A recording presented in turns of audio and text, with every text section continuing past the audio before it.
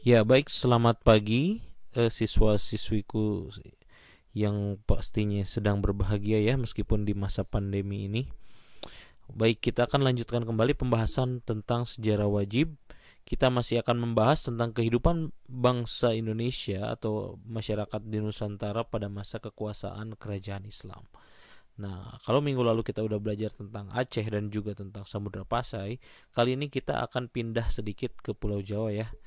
Kira-kira kesultanan apa sebenarnya yang akan kita bahas hari ini? Kita lihat nih, clue-nya ada di gambar ini. Ini adalah gambar yang memperlihatkan sebuah bangunan masjid, tempat ibadahnya orang-orang Islam yang dibikin pada masa kekuasaan kesultanan ini. Ada yang mau nebak nggak? Udah ya, biar nggak lama, saya kasih tahu aja ini kesultanannya adalah Kesultanan Demak. Oke. Sultan Demak ini adalah kesultanan yang tidak asing karena namanya sampai sekarang masih digunakan di wilayah Provinsi Jawa Tengah sebagai nama salah satu kabupaten yang sangat dekat posisinya dengan wilayah Kudus, Jepara, dan juga Semarang. Oke. Nah, kesultanan ini muncul sekitar 1475 dan runtuh sekitar 1558 atau umurnya nggak lebih dari 80 tahun. Umurnya cukup pendek dan wilayahnya juga tidak terlalu luas. Tapi kenapa kok kita bahas kerajaan ini atau kesultanan ini? Ya tentu saja pasti ada sesuatu yang membuatnya spesial. Oke, kerajaan ini atau Sultanan Demak ini merupakan kesultanan atau kerajaan yang menggunakan agama Islam untuk pertama kalinya di Pulau Jawa. Jadi di saat Pulau Sumatera udah mengenal agama Islam, Pulau Jawa belum ada yang namanya kerajaan Islam. Nah, Demak inilah yang jadi yang pertama. Nah, kita lihat nih ada gambar persegi atau kotak ini ya, yang berwarna kuning. Nah, ini adalah bendera dari Kesultanan Demak. Ini bendera kebesaran dari Kesultanan Demak. Warnanya kuning polos, nggak ada embel-embel apapun. Nah, Kesultanan Demak juga mempunyai ciri khas, itu mereka mempunyai logo. Logonya ini mirip dengan logo Surya Majapahit. Nah, nanti kita akan bahas kenapa sih Kesultanan Demak pakai simbol yang mirip banget dengan yang ada di Majapahit. Kita nanti bakal cari tahu ya. Oke, next di slide berikutnya ini daftar isi yang bakal kita pelajari di Kesultanan Demak ini. Ada 6 poin ya, ada geografis, awal mula, puncak kejayaan, keruntuhan, peninggalan, dan yang terakhir ada tugas. Tugas pasti selalu ada. Oke, kita akan lihat dari letak geografis. Nah, yang ada di gambar ini nih yang dilingkarin warna merah, ini adalah wilayah pusat dari Kesultanan Demak. Jadi secara geografis sebenarnya beda dengan kerajaan Samudra Pasai dan juga Aceh yang ada di sini nih, yang mereka langsung ada di wilayah pintu masuk perdagangan ke Nusantara. Kesultanan Demak ini agak jauh dan ini dia tidak termasuk ke dalam jalur perdagangan internasional. Tapi kok kenapa kita bahas Kesultanan ini? Nah, nanti kita akan bahas. Nah, wilayah yang dikasih warna toska ini beserta laut-lautnya ini adalah wilayah-wilayah yang terkena pengaruh dari kekuasaan Kesultanan Demak. Nah, meskipun pusat wilayahnya ada di sini yang kecil, tapi kesultanan ini ternyata punya pengaruh bahkan sampai ke Jambi dan juga sampai ke Madura. Oke, nanti kita lihat lagi nih. Nah, Kesultanan Demak ini ternyata bukan kesultanan yang sama sekali baru ya, sama kayak kalau kemarin ada Samudra Pasai yang itu benar-benar berdiri sendiri. Nah, Kesultanan Demak ini ternyata bukan orang-orang baru yang bikinnya, bukan orang baru, tapi orang-orang lama yang dulu pernah berkuasa di kerajaan Majapahit. Nah, jadi ada hubungan, bahkan bisa dikatakan hubungan kekeluargaan antara kerajaan Majapahit dengan kerajaan Demak atau Kesultanan Demak. Nah, makanya nanti Demak ini sering dianggap sebagai pewaris dari kerajaan Majapahit. Nah, ini wilayah pusat dari Kesultanan Demak. Ini peta wilayah kota Demak di zaman dulu. Jadi kalau yang zaman sekarang ini nggak ada laut ya. Nih yang diarsir ini adalah daratan. Dan perlu kalian ketahui juga, kalau kalian ada yang tinggal di daerah Kudus ataupun Demak, biasanya di sini sering terjadi banjir rob ya. Banjir rob itu adalah ketika air laut masuk ke sini. Ini bukan tanpa alasan karena memang ternyata pas zaman Kesultanan Demak ini tuh laut dangkal ya. Makanya pelabuhan Demak itu katanya adalah pelabuhan yang terlindung. Karena kenapa? Ini pelabuhannya ada di antara Pulau Muria dan juga dataran Pulau Jawa yang besar ini. Nah, secara garis besar di Kesultanan Demak ini ada 2 pelabuhan. Yang pertama pelabuhan yang di ibu kotanya sendiri di Bintara atau Bintoro disebutnya. Ini adalah khusus untuk perniagaan atau perdagangan. Jadi orang-orang yang dari seluruh Nusantara yang mau berdagang dengan Kesultanan Demak, mereka dagangnya di wilayah ini. Nih, di pelabuhan yang ini. Nah, di sini di wilayah Jepara mereka juga punya pelabuhan. Nah, pelabuhan ini khusus untuk militer. Makanya nanti kita akan melihat Kesultanan Demak ini pernah melakukan beberapa kali serangan nih ke kerajaan lain, dan pasukannya ini dipusatkan di Jepara, baru nanti mereka pergi lewat laut ke sana. Oke, itu singkatnya secara geografis. Nanti kita akan berikan penjelasan yang lebih lanjut lagi. Oke, baik ya. Setelah kita mengetahui tentang letak geografisnya, kita pelajari tentang bagaimana sih Kesultanan Demak ini bermula. Awal mulanya ini kayak gimana sih sebenarnya? Oke, kita lihat ada timeline di sini. Nah, semuanya berawal pada tahun 1475. Ada apa sih sebenarnya di tahun 1475 ini? Nah, pada tahun 1475 ini ada sebuah hutan yang tadi saya liatin petanya, namanya hutan Bintara. Ini adalah sebuah hutan yang sepi awalnya itu, bukan pelabuhan penting. Nah, didirikanlah sebuah pesantren. Nah, pesantren ini didirikan nanti oleh seseorang yang menjadi pendiri dari kerajaan ini atau kesultanan ini. Nah, dia ini punya seorang guru namanya Sunan Ampel. Dia memerintahkan agar sebut saja waktu itu namanya Raden Patah untuk membuat sebuah pesantren di wilayah hutan Bintara atau Gelagahwangi waktu itu. Nah, inilah yang menjadi awal mula Kesultanan Demak. Nah, waktu itu di wilayah hutan Bintara ini dijadikan sebagai tempat penyebaran agama Islam. Bahkan nanti para wali yang termasuk Wali Songo ini berkumpul di sana dan nanti menyebarkan agama Islam ke seluruh Pulau Jawa. Ini dimotorinya oleh Sunan Ampel ya, yang berasal dari Ampel Denta di sekitaran Surabaya. Nah, waktu itu muncul yang namanya Demak Bintara, dan Demak Bintara ini nanti bakal jadi sebuah pelabuhan, dan nanti lama-kelamaan Demak Bintara ini jadi sebuah kesultanan. Nah, yang berikutnya, yang awalnya pesantren ini justru malah nanti muncul sebagai pelabuhan dagang. Jadi nanti pedagang-pedagang dari beberapa wilayah di Nusantara mereka pada datang ke sana. Jadi ramai nanti di sini. Nah, kemudian pada tahun 1478 ini ada momen lagi nih. Momennya kira-kira apa? Kalian mungkin pernah dengar tahun 1478 ada peristiwa apa? Ya, ini adalah tanggal yang tahun yang menjadi pertanda bahwa kerajaan Majapahit ini runtuh sebenarnya.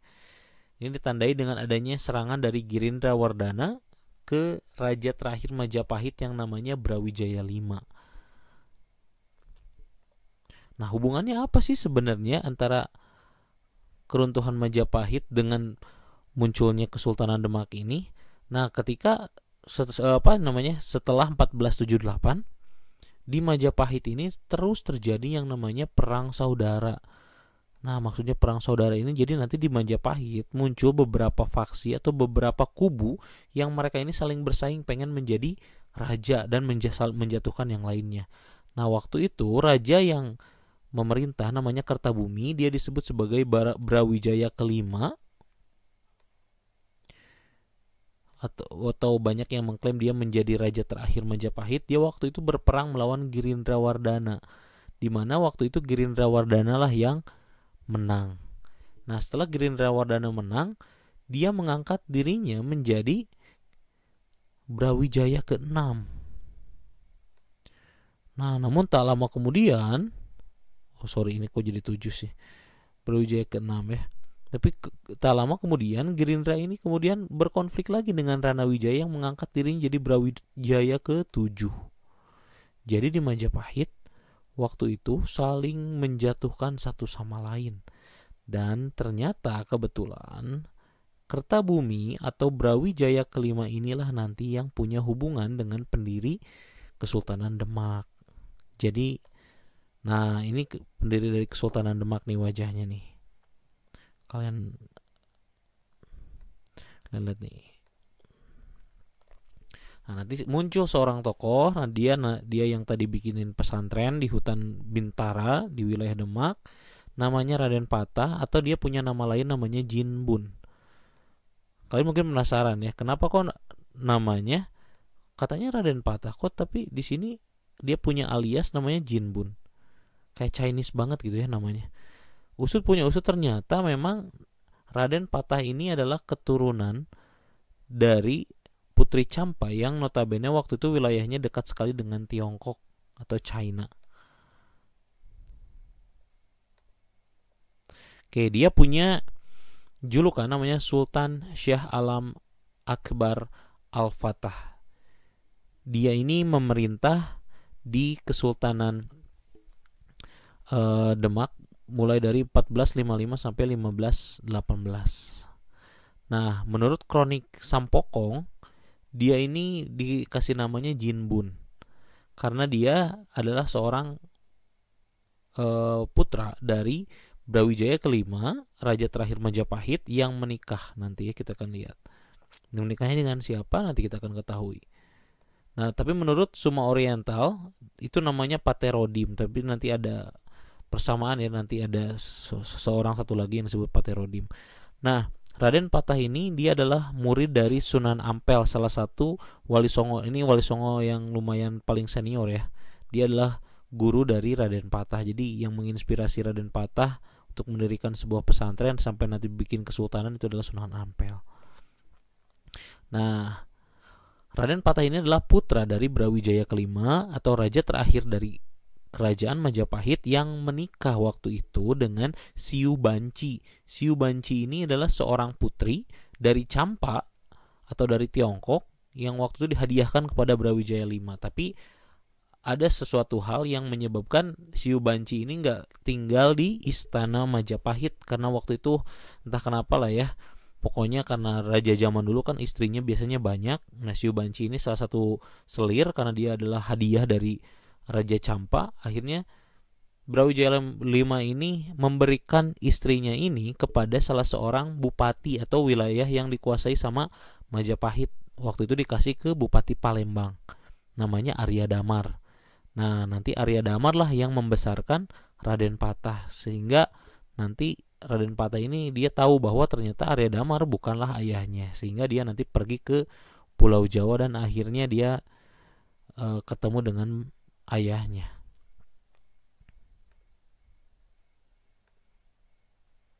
Oke, kita kembali lagi. Nah, di saat Majapahit ini sedang banyak konflik, Demak ini malah aktif terus membangun. Pada tahun 1479 dibangunlah Masjid Demak ya, Masjid Agung Demak yang sampai sekarang masih kokoh berdiri. Nah, kemudian pada tahun 1500-an ini akhirnya wilayah-wilayah Majapahit atau wilayah pusat dari Majapahit ini dikuasai oleh Demak. Jadi kalau ada gosip yang mengatakan bahwa kerajaan Majapahit ini runtuh gara-gara diserang sama Demak, yang artinya Majapahit itu Hindu, terus Demak itu Islam, artinya Islam menghancurkan Hindu. Enggak, bukan kayak gitu. Jadi waktu itu kronologisnya Raden Patah, yaitu sultan dari Kesultanan Demak, dia nyerang Majapahit bukan karena dia ingin menghancurkan agamanya, bukan, tapi dia ingin membalaskan dendam dari ayahnya Kertabumi yang waktu itu dilengserkan. Nah, waktu itu sebenarnya kalau misalnya Kertabumi ini nggak lengser, kemungkinan besar Raden Patahlah yang bakal menjadi Raja Majapahit berikutnya. Tapi malah terjadi konflik-konflik ini kan, akhirnya orang-orang yang menjatuhkan ayahnya ini diserang sama Raden Patah dan akhirnya Majapahitnya runtuh deh.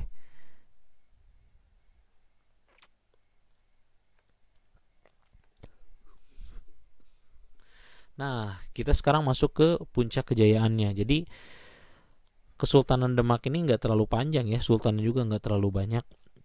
Nah, Kesultanan Demak ini mencapai puncak kejayaannya ini dimulai dengan ada peristiwa yang muncul di tahun 1513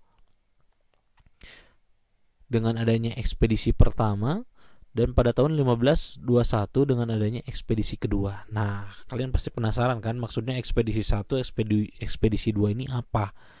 Nah, pada tahun 1513 dan 1521 Kesultanan Demak ini pernah melakukan ekspedisi militer.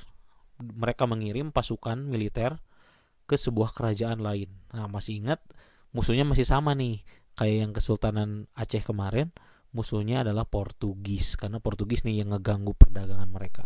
Nah, orangnya ini nih, tokoh utama yang melakukan ekspedisi 1 dan 2 ini adalah Adipati Unus atau dikenal dengan Dipati Unus. Atau dia punya gelar namanya Alam Akbar As-Sani. Dia memerintah 1518 sampai 1521, jadi cuma 3 tahun. Kenapa cuma 3 tahun? Karena dia nanti tewas dalam peperangan. Nah, dia adalah putra dari Raden Fatah yang lahir di Jepara. Makanya nanti nih Jepara ini jadi pelabuhan militernya Kesultanan Demak. Nah, dia dijuluki sebagai Pangeran Sabranglor atau pangeran yang menyeberangi Laut Utara. Nah, pertanyaannya, apa sih yang melandasi dia dikasih julukan Pangeran Sabranglor ini? Nah, itu karena dia ngelakuin 2 ekspedisi. Yang pertama, ekspedisi pertama dia melakukan serangan ke Malaka. Dia mengirim 100 kapal tapi gagal. Karena waktu itu koordinasi dan juga senjata dari Kesultanan Demak tidak secanggih yang dimiliki oleh Portugis. Terus di ekspedisi kedua masih belum menyerah juga dia. Pada tahun 1521 dia mengirimkan serangan kedua ke Malaka dengan bantuan banyak sekali dari kerajaan-kerajaan lain dengan 375 kapal, dan akhirnya gagal lagi. Kenapa gagal? Karena kerjasama antar kerajaan yang mencoba menjatuhkan Portugis itu tidak kompak. Oke, nah kita lihat nih, ini kapal-kapal yang dikirimkan pada saat penyerangan itu. Nih yang pertama ada Jung Jawa nih kayak gini bentuk kapalnya. Terus ada yang disebut dengan kapal penjajab nih kayak gini. Kemudian ada kapal lancara, ada juga kapal kelulus. Nah, inilah kapal-kapal yang dipakai oleh pasukannya Dipati Unus pas mau nyerang ke Malaka. Nah, pertanyaannya kenapa sih mereka nyerang Malaka? Aceh juga kemarin nyerang Malaka, kita lihat peta. Nah, ini adalah peta jalur pelayaran dunia waktu itu. Jadi rempah-rempah yang berasal dari sini, yang dari Kepulauan Maluku, bisa sampai ke Eropa. Ini jaringannya. Dari mulai sini ini masuk ke Malaka, dari Malaka nanti nyebar lagi ke sini ke India, dan dari India ke Saudi Arabia, nanti masuk ke sini sampai ke Konstantinopel, dan nanti dari Konstantinopel disebar lagi ke seluruh Eropa. Nah, waktu itu Malaka ini dipegang sama Portugis. Nah, biasanya masih ingat nih di pembelajaran minggu lalu, kalau orang-orang yang dagang dari Nusantara ini mereka biasanya dagangnya bebas. Mereka nggak mau yang namanya dimonopoli, di mana mereka nggak mau diatur. Mereka dagang sama siapa, harganya berapa, jumlahnya segimana, mereka nggak mau diatur. Nah, waktu Portugis megang Malaka, Portugis ngerubah semuanya. Mereka pengen monopoli dan mereka yang ngatur harga. Nah, para pedagang waktu itu nggak terima. Makanya mereka nanti bikin pelabuhan di Aceh. Bahkan nanti Demak ini dia punya ide, kita bikin pelabuhan aja sendiri nih di Banten. Kayak gitu. Nah, waktu itu Pangeran Sabranglor atau Dipati Unus dia punya inisiatif. Karena dia tahu bahwa Portugis ini bakal ngerusak tatanan perdagangan yang ada di Asia Tenggara, khususnya di Indonesia. Dia mau ngancurin Portugis di sana, tapi sayangnya gagal. Nah, ini gambaran yang perdagangan di Nusantara nih. Kalau dulunya kayak gini, jadi saling sambung menyambung. Jadi nggak ada satu pun wilayah yang jadi pusat. Jadi semuanya yang ini beli dari sini, ini dari sini, ini dari sini, dan seterusnya. Tapi pas ada Portugis, semuanya dipegang di sini. Makanya nanti mereka nggak mau dagang ke sini. Dagangnya malah di Aceh. Nanti malah dagang di Banten, dagang di Demak, nanti ada di Makassar. Jadi mereka menghindar gimana caranya mereka nggak usah ketemu sama Malaka atau Portugis di sini. Mereka nggak mau. Oke. Jadi itu alasannya kenapa kok Malaka ini selalu menjadi sasaran dari kerajaan-kerajaan Islam. Itu sekilas tentang Dipati Unus, dan Dipati Unus ini dia tewas dan dijuluki Pangeran Sabranglor. Nah, sepeninggal Dipati Unus ini, dia kemudian digantikan oleh adiknya. Nah, adiknya bernama Sultan Trenggana. Dia naik langsung setelah Dipati Unus ini wafat ya. Jadi pas perang dia wafat. Ini orangnya. Ini wajah dari Sultan Trenggana. Dia disebut juga Paterodim. Ini sama dengan Raden Patah. Kita nggak tahu sebenarnya Paterodim itu siapa, tapi banyak sejarawan yang juga bingung sebenarnya Paterodim itu Sultan Trenggana atau Raden Patah. Dia memerintah dari 1521 sampai 1546, cukup lama juga, dan ini masuk ke puncak kejayaannya. Jadi puncak kejayaan Kesultanan Demak ini terjadi pada masanya beliau. Nah, dia adalah adik dari Pati Yunus, dan nanti dia punya anak namanya Sunan Prawoto dan juga Ratu Kalinyamat. Yang satu ini berkuasa di Jepara, yang satu ini berkuasa kebalik. Ini Kalinyamat ini di Jepara, dan yang ini nanti dia yang akan membuat Demak pindah ibu kota dari Demak Bintara ke Demak Prawoto. Nah, pada masa pemerintahan Trenggana ini, dia adalah salah satu raja yang paling aktif memperluas wilayah atau melakukan ekspansi. Dia senangnya naklukin daerah-daerah lain. Nah, waktu itu pada tahun 1527 dia memulai kampanye militernya untuk menguasai Pulau Jawa dengan menaklukkan Sunda Kalapa. Nah, Sunda Kalapa ini dulu adalah bagian dari Kerajaan Pajajaran yang agamanya Hindu atau wilayah Jawa Barat sekarang. Kalau Sunda Kalapa ini sekarang Jakarta ya, kalau kalian yang belum tahu. Makanya tahun 1527 ini dianggap sebagai tahun berdirinya kota Jakarta sampai sekarang. Nah, kenapa waktu itu Sunda Kelapa harus ditaklukkan? Karena mereka tahu, Kesultanan Demak tahu, kalau Portugis ini udah mendekati kerajaan Pajajaran, dan mereka bikin perjanjian bahwa nanti Portugis bakal bikin benteng dan berjualan di sana. Nah, ini jadi ancaman buat Kesultanan Demak. Ketika Portugis ada di Malaka saja mereka sudah mengganggu, apalagi kalau mereka pindah ke Pulau Jawa, bahkan sampai ke Sunda Kalapa yang lokasinya dekat banget dengan Kesultanan Demak. Nah, dari tahun 1528 sampai 1540 Kesultanan Demak ini aktif menaklukkan seluruh wilayah kerajaan Pajajaran mulai dari Banten, Jayakarta sampai Cirebon, dan mereka mendirikan kesultanan-kesultanan merdeka nanti di wilayah-wilayah tersebut. Bahkan sampai sekarang Cirebon masih punya sultan ya, masih punya keraton. Nah, tokoh yang terkenal dalam penaklukan tiga wilayah ini adalah Fatahillah atau Faletehan.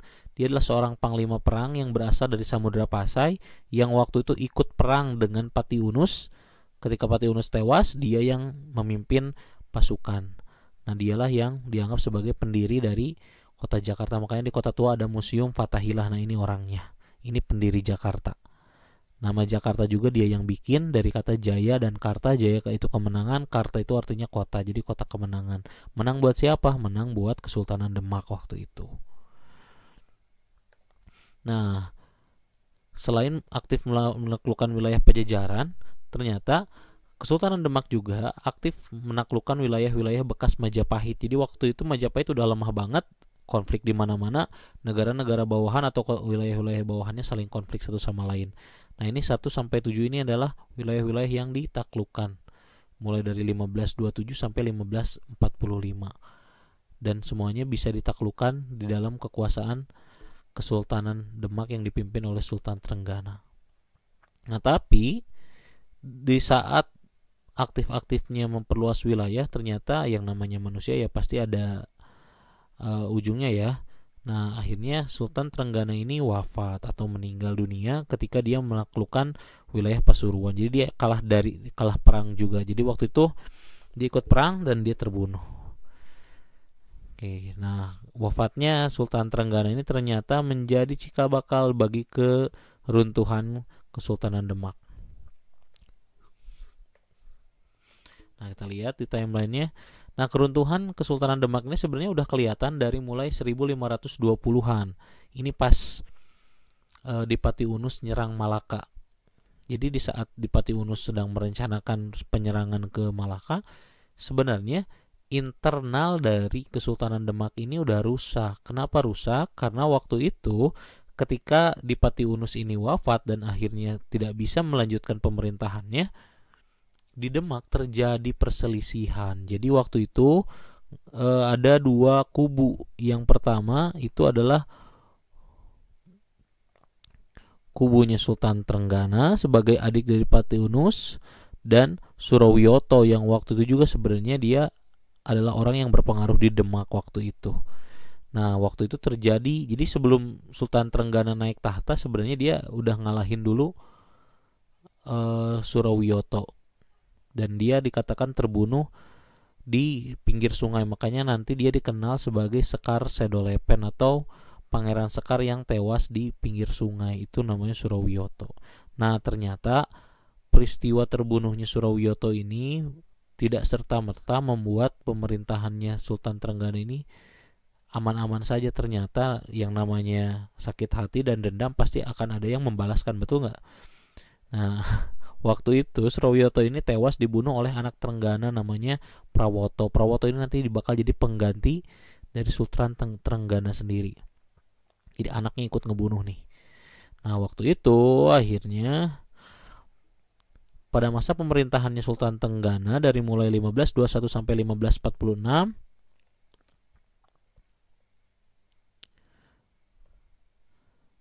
nah akhirnya Sultan Trenggana ini kan meninggal. Kemudian Prawoto ini akhirnya jadi sultan. Karena kenapa? Karena dia kan anaknya Trenggana. Nah, di sini timbul lagi masalah karena kenapa? Ternyata keturunan dari Surawiyoto yang terbunuh waktu itu nggak terima karena Prawoto adalah pembunuh dari Surawiyoto waktu itu. Dan ternyata memang benar, 1 tahun setelah Prawoto jadi sultan, dia terbunuh bersama istrinya. Nah, waktu itu tokoh yang membunuh Prawoto dan istrinya adalah Arya Penangsang. Ternyata Arya Penangsang ini dia adalah keturunan dari Surawiyoto yang waktu itu dia kecewa dengan Prawoto yang dia seorang pembunuh tapi kok dia bisa jadi sultan gitu. Ya, saya lebih baik dari dia gitu. Akhirnya kalah lah. Nah waktu itu Arya Penangsang memindahkan ibu kota. Jadi pas Prawoto dia naik jadi sultan, dia pindahin ibu kota Demak. Awalnya di Demak Bintara, dia pindah ke Demak Prawoto. Nah ketika Prawoto tewas, dipindahin lagi ibu kota sama Arya Penangsang, dipindahin lagi ke Jipang atau ke wilayah sebelah timurnya lagi. Jadi nanti disebutnya Demak Jipang. Nah di tahun 1554 ternyata Demak dikatakan runtuh. Ini kenapa? Jadi setelah peristiwa terbunuhnya Prawoto oleh Arya Penangsang, wilayah Kesultanan Demak ini udah nggak ada lagi yang namanya perdamaian. Jadi terus aja pertikaian, saling memperebutkan tahta karena sakit hati ya. Pokoknya ada satu orang yang nyakitin dibalas dengan menyakiti, terus akan terus saling menyakiti. Makanya kalian jangan saling menyakiti. Nah waktu itu ada Hadiwijaya yang dia mencoba memberontak terhadap Arya Penangsang. Nah Hadiwijaya ini kita lebih mengenalnya sebagai Jaka Tingkir atau Joko Tingkir. Nah Hadiwijaya ini dia mewakili adipati atau wilayah-wilayah bawahan dari Kesultanan Demak yang gak terima dipimpin sama Penangsang, karena Penangsang ini dia banyak menyingkirkan orang-orang yang dekat sekali dengan Sultan Trenggana. Nah di sini waktu itu yang menang siapa? Yang menang adalah Hadiwijaya atau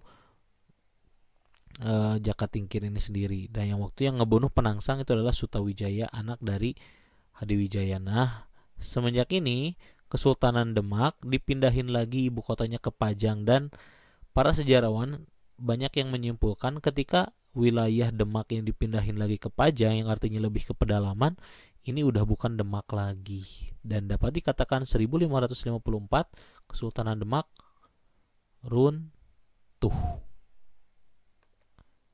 Oke. Kita akan lihat meskipun kesultanannya udah runtuh dan umurnya gak terlalu lama, ada banyak peninggalan dari Kesultanan Demak. Meskipun sangat disayangkan ya, istana atau keratonnya nggak ditemukan. Jadi yang masih tersisa sih sebenarnya benda-benda yang berhubungan dengan Masjid Agung Demak. Nih yang pertama ini masjidnya. Masjidnya ini ciri khas Indonesia banget ya, karena di Arab ini nggak ada masjid bentuknya atap tumpang kayak gini nih. Ada 3 tingkatan, 2 ini 3. Ini melambangkan kalau dalam agama Islam itu ini iman, ini Islam, ini ihsan. Nah, ini didirikan pada tahun 1479 oleh para wali songo, terutama oleh Sunan Ampel yang menjadi guru dari Raden Patah. Yang berikutnya adalah bedug dan kentongan. Nah, bedug dan kentongan ini sebenarnya nggak ada juga di Arab. Ini ciri khas Indonesia. Ini ada pengaruh dari China juga. Jadi kalau di Indonesia, khususnya di Kesultanan Demak, ini sampai sekarang ya, bahkan di masjid-masjid di Indonesia modern sekarang masih banyak digunakan. Fungsinya untuk apa? Jadi kalau di Indonesia bukan cuma azan untuk memanggil orang sholat, tapi biasanya dipukul ini bedug dan kentongannya. Jadi kalau kentongannya dibunyiin tong tong tong tong tong, sama bedugnya duk duk duk duk duk duk, mereka langsung pada datang buat sholat. Mirip kayak bel lagi lah. Ini ciri khas Indonesia. Yang berikutnya adalah pintu bledeg. Pintu bledeg ini adalah pintu masuk atau pintu utama ke Masjid Agung Demak. Nah, bledeg itu artinya petir. Karena kenapa? Karena ornamennya berbentuk seperti petir. Bahkan ada yang bilang juga pembuatnya yaitu Ki Ageng Selo pada tahun 1466 dia bikinnya pakai petir. Nah, itu mah mitos ya. Tapi yang pasti sih ini gambarnya gambar-gambar petir. Ini ukiran-ukiran. Ini pintu utama dari Masjid Agung Demak. Yang berikutnya adalah Soko Tatal dan Soko Guru. Ini adalah 4 pilar atau 4 tiang yang dibikin untuk mendirikan Masjid Agung Demak. Nah, ini diameternya 1 meter, fungsinya penyangga tegak stabil bangunan masjid, ada 4 pilar, dan salah satunya ini dibikin sama salah satu wali songo yaitu Sunan Kalijaga. Sampai sekarang masih kuat, ini luar biasa sekali ya, udah berapa ratus tahun tapi masih kokoh. Yang berikutnya adalah Maksurah. Nah, Maksurah ini adalah dinding yang memiliki kaligrafi Arab. Nah, ini kaligrafi nih, tulisan-tulisan Arab yang biasanya memuat tentang ayat-ayat suci Al-Quran. Ini ada di Masjid Demak juga.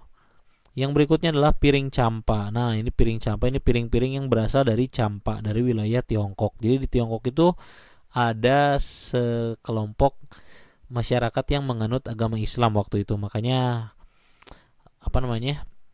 Raden Patah dia keturunan Chinese tapi dia Muslim gitu. Nah, ini piring campa ini diperkirakan ada di masjid ini karena memang ibu dari Raden Patah ini adalah orang Campa, makanya ada piring ini. Oke. Yang berikutnya ada Dampar Kencana. Nah, Dampar Kencana ini adalah tahta sultan yang kemudian akan berfungsi sebagai mimbar Masjid Agung Demak. Jadi nanti berdiri orangnya di sini ceramah pidato kayak gitulah di masjid ya. Nah, yang berikutnya ada situs kolam wudu. Ini tempat orang-orang mensucikan diri, membersihkan diri, cuci tangan, berwudu. Jadi sebelum sholat ada prosesi membersihkan dulu bagian-bagian tubuh kita. Nah, ini tugas buat kalian tentang Kesultanan Demak. Kalian boleh screenshot dulu. Screenshot ya, bukan screenshot. Nggak tahu lah yang benarnya kayak gimana. Nah, kalian nanti kumpulkan di aplikasi sekolah. Tugas ini maksimal dikumpulkan ini jam 5 sore besok ya. Bukan besok. Jam 5 sore di hari Kamis. Pokoknya hari H tugas ini diberikan. Deadline-nya jam 5. Dan dikumpulkan dalam bentuk Microsoft Word. Dan nanti kalau misalnya ada masalah dalam pengumpulan tugasnya, silahkan kalian tanya di grup line sejarah kalian masing-masing. Jadi jangan chat secara pribadi ya, karena saya suka nggak buka chat kalian karena terlalu banyak orang yang ngechat ke nomor saya. Oke, kalau sudah jelas saya ucapkan terima kasih atas perhatiannya. Sampai jumpa di pembelajaran kita berikutnya. Smak 2 bisa.